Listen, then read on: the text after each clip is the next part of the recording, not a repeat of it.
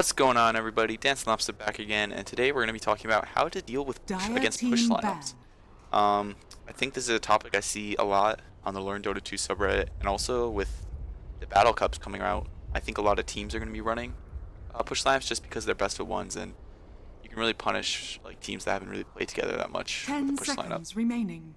And so this is one of my Battle Cup games from 2 weeks ago. 5 seconds remaining. And one of the great things about the Battle Cup is you can see what your opponents you're about to face, what they played in the past 2 games. And we saw that this team ran push lineups in the past 2 ones. So going through this draft, I really want to talk about why we banned the heroes we did, why we picked the heroes we did, but I also want to talk about how the enemy drafted and kind of why I felt that our team was able to just kind of not counter them, but how we were able to draft in a way that we thought could beat their draft in accordance to their picks. So first off, we banned Death Prophet because we saw that they had run Death Prophet in their last 2 games. And we also banned Void because they had also run Void once, but also although he's not the best with push lineups, he does do all of them. And we banned the Death Prophet because she's great for push lineups because with her ult, if she gets an early lead and you have a push lineup, the enemy team just can't fight into the ultimate. And just works really well with push lineups. The enemy team banned Terrorblade. I think it might just be because he has high armor. And when you're going for a push lineup, it's almost always purely physical. And they banned Tinker because we had our mid player play Tinker in the past 2 games for the Battle Cup. And this was the final for the Battle Cup. And so we picked Invoker. We just did that because our mid player wanted to play that and they'd banned Tinker. So we're like, alright, we'll just give Invoker. It's a comfort pick. That's something really important to talk about when you're drafting with your team is you want to pick comfort picks. You'll see right off the bat the enemy team picked Mirana Drow. That tells you right away they're doing a push lineup. Mirana's a range hero. She pairs really well with Drow's precision aura. And with the Drow Ranger, especially in this patch, you're pushing. You're trying to get racks at 20 minutes at the latest and then ending the game at 25 or 30. Usually 25. And so Mirana's a really good pick with push lineups. She can help your team get that early game advantage by putting pressure on the map with arrows. And the Moonlight Shadow is a great way to either get a pick off to go into a push or disengage from the pushes. And then of course Drow is just really good for pushing. If you build your team, kind of have that with ranged. And then she's just really good at pushing. She's long range and gives all your team damage. And so we see this that, alright, they're running a push lineup again. And we're kind of talking about, how we want to play this. And our team decided that we wanted to be able to outpush them, or we're going to win. If we can't fight into their push, our only other option is to get pickoffs and to push and try and counter push them. So we went with the Slark, and I'm not saying Slark is the best against push lineups. He can definitely, if he doesn't have a good start, he can just get stomped and you won't have enough items to deal with him. The reason why we felt that he would be a good pick is he'd be able to get on top if we can keep equal farm with them, which is kind of hard against push lineup. He'd be able to get into their back lines, jump the Drow, jump someone beefy on the back line or whatever, and take them out, and hopefully, help us. And so going to this, they banned Timber because we had played it. Timber's pretty tanky. I don't think we would have picked it anyways against a push lineup. And then we banned Shadow Shaman because they had also picked it, I think, in both of their last matches, and his ultimate just, helps pushing, and he can end a game in 20 minutes with a push lineup. They banned Venomancer because we had run that in the previous 2 games as jungle just because we knew we could punish our opponents. And then we banned Dazzle just because we didn't want them to have heals with their lineup, because when you're running a push lineup, you need to have sustain for your team. You need to have mana boots, you need to have heals, and Dazzle goes both of those. So, and we also didn't want to ever be in a situation where if we engage on them, we're not killing them because it's Shallow Grave. So they picked Tide, who I think is really great with push lineups and against. He's great with push lineups because he can go mech first, and he can get it around the 12-minute mark in a good lane. And it's just kind of going to go with him. We picked Disruptor because we were talking about how... I'm going to pause it just because I'm not quite sure. I feel like I want to talk about these 2 picks. So we picked Disruptor because when you're against a push lineup, there's going to be a lot of times where after they push the tower, they're going to disengage and either go... Like if they take the tier 2 bottom, they're going to go probably for the next tier 2s or tier 1s mid. They're going to start walking away. Or they're going to go for Roche. And so we wanted a hero that, as they're disengaging, we can isolate one of them and bring him back in. And so, although he's not the best at D-pushing, with D-push, like, is a static storm. He is good at, isolating them and getting them as they're retreating, and it's going to come into effect in the game, which will be in the second video, where we punish them for playing sloppy, and we punish them for disengaging as a team. And then they pick Necrophos, which is another hero with a heal, and he can fit really well into push lamps. He can dominate the lane.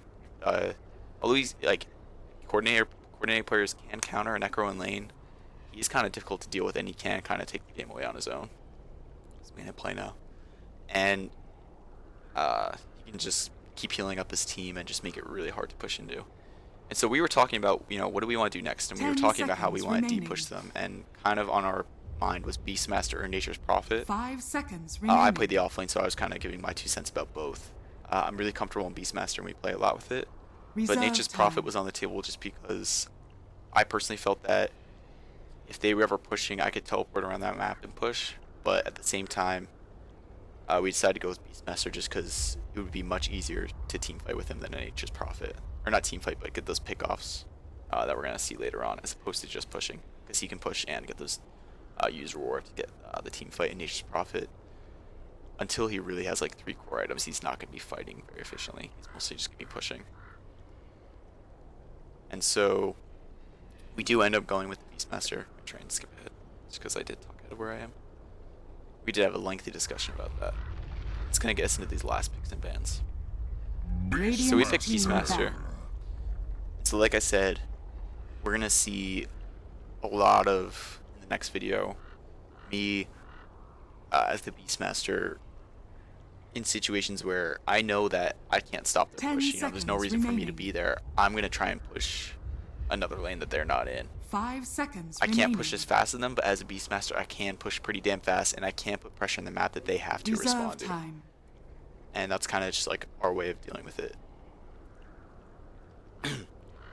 So, let's speed it up again. Just kind of talk about their bans. So they ban Lion. Our team plays it quite a bit. I don't think we were even considering it, but I can see why they did it. It's just kind of a really good pup hero. And then we ban Venge just because the Venge aura with Drow is ridiculously good at pushing. And also she can swap out her heroes and save them. It would have been really potent if they picked it. And so us thinking is, alright, we need deep push and we need to just slow them down. 10 seconds remaining. And so we're kind of thinking about it, and then it kind of just pops out as, a great hero that can deep push and is also great at slowing down pushes is we go with Elder Titan, because he can his Astral Spirit does damage to the wave, and then also the stomp, that's 5 or 4 seconds, whatever it is, of where they're not pushing, their wave's not hitting our tower, and that is going to prove to be incredibly valuable to us later on in the next video, which I'm going to try to do immediately after this one, but we'll see. I'm not sure if I'll be able to finish it tonight. And so they're looking at their last pick, and they end up going with Winter Wyvern. I think it's a really great hero for their lineup, because if we ever go on any of them, he has great saving capabilities, and his Splinter Blast is just fantastic at in team fights, and it's just really destroying us as they're all up in our face. And also kind of a great counter to Beastmaster, because if Winter Wyvern uses his ult on any of our heroes, that's like plus 70 attack speed or something crazy, and then on top of that, the Beastmaster is going to be giving plus 45 attack speed to the teammates. And so it's really just going to melt one of us. And so I'm just going to go into the main screen and just talk about what our team was thinking right at the beginning of this game, and then I'm going to call this video quits. So spectator mode's broken, I think, in this, but anyways, so our goal this game to counter their split push is for us to delay their pushes, take smarter fights, and while they're pushing is to put pressure somewhere else on the map that they have to respond to, and they can't take multiple objectives in a row. A good split pushing lineup is going to take your tier 2, it's going to take your tier 1, they're going to take your tier 2, and they can take a rack immediately after. Or they're going to go tier 1, tier 2, tier 1, tier 2, and just go around the whole map and then hit a rack. Kill it without us being able to have enough farmer items, then kill it. And so the point with our draft, with the Invoker, who's really good at pushing, Slark can push, Beastmaster can push, is while they start pushing, we're immediately going to go somewhere else and put pressure. And they're going to want to respond to it. And then on top of that, we just want to delay their push, and we have the Elder Titan to do that. We have the Invoker Tornado and stuff like that. And then most importantly, is after they start responding to our pushes, we have to be able to punish them, and that's where the ET and the Disruptor are going to come in huge, and also the Slark. Is after they start walking away from their push, our Slark's going to jump them, we're going to glimpse them back, and we're just going to hopefully kill some of them while they split up, and that's how we're going to get back in the game. So I hope this drafting video was helpful. I think the next video is also going to be great. I'm going to point out some really key points in the game where we do what I talked about, our goals were going into this game. And I think it's going to be really helpful for teams playing the Battle Cup to kind of see how they can mentally prepare when going into a match like this, where the enemy team is running a push lineup. And I don't think that it should be taken that these are the best heroes to counteract a split push, but it is important that we pick these heroes because of how we personally decided to play against the split push. There are other heroes you can play against split push. I think Coddle is great. You can kill all the waves. Another just global kind of like pushers like Nature's Prophet can do well. Tinker can do decent. He can march so they can't push. And also just kind of building like heroes with really good auras early on are really good. Like I think Lich is decent with against push lineups just because the armor. Tidehunter gets a mech really quick and he can survive and kind of disrupt their fight with Ravage. And also Doom, he can get a lot of auras going. So some of those heroes I think can do really well. So I hope this video was helpful. I'm going to add an annotation right around here for where you can watch the next video when it comes out. And if you have any questions or comments about split pushing, please feel free to leave it in the comments. And if you want to see more videos like this, please subscribe because I really want to help the community and just let people get better at the game at Dota. So thank you so much for watching, and stay tuned for the next video.